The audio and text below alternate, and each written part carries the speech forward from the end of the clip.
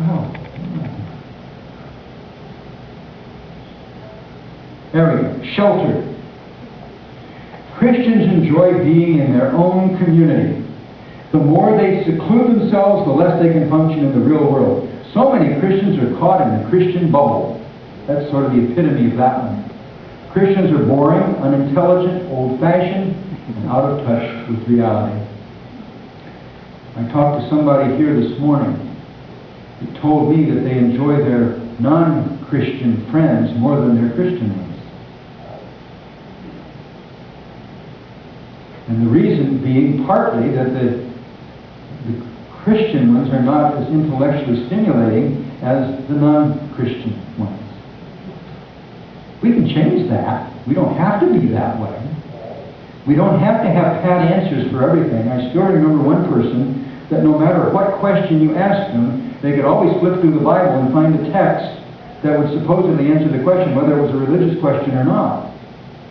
And if you get that kind of an image, now I'm not saying there's anything wrong with it, but if you get that kind of an image going, then people start to think that you're not very intellectual, that you have simple solutions to everything.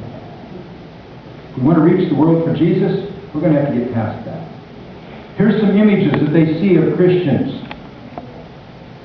The Titanic, about to sink. A powerful amplifier being undermined by poor wiring and weak speakers. A pack of domesticated cats.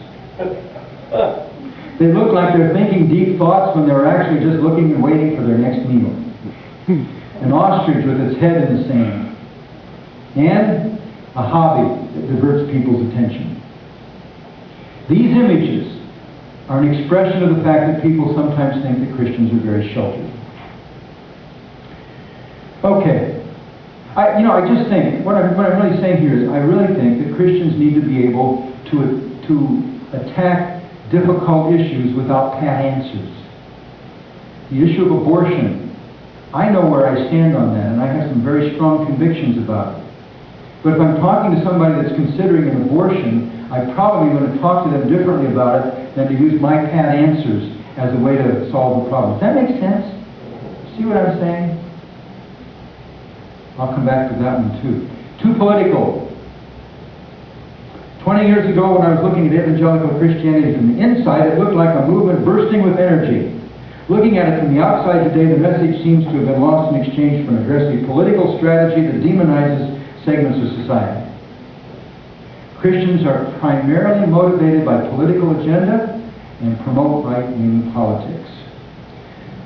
This may not be a problem with the experience. For most Adventist churches, that's probably one of the ones that's down at the bottom of the list, because typically we've not involved ourselves in politics at a level where we're trying to get the government to do things our way. We have with a few issues, religious liberty, temperance 100 years ago, but other than that, we haven't done much of that. I just thought I'd show you some interesting statistics. They asked these outsiders, who would you name as the most famous Christians? Who do you suppose was at the top of their list? Pope or Jerry Falwell? The Pope. But look who came in second. Look where Jesus came in. Then Billy Graham and Martin Luther King Jr. Now, they asked the question about present-day Christians. Okay? So with Jesus getting down there at third, if it's present-day Christians, they don't think of Jesus being on the earth right now. I can see where that would happen. What do you suppose about young churchgoers? Billy Graham moved up.